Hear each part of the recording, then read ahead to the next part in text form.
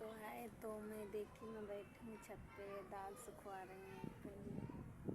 मैं दाल सुखा रही हूँ छत पे बैठी रखा रही हूँ। और ये देखिए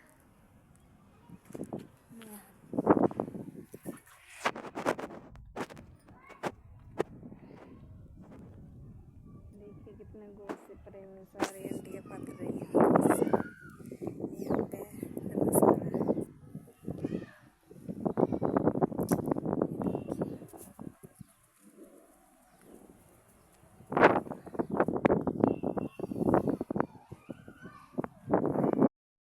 मुझे यहाँ पे हैं इतने सारे। देखिए यहाँ पे इतने सारे गोश्त से पात रखी है आंटियों ने। यहाँ पे सारा लगा हुआ है। इतना सारा बहुत ज़्यादा।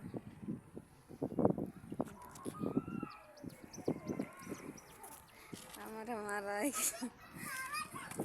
अब वही कहाँ सुखाएगा है।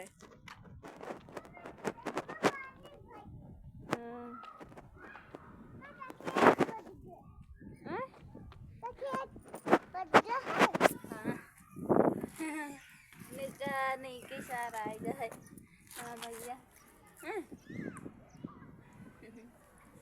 चबा ले है तुम दाल का है खा था दाल खा रहे हैं हमारा।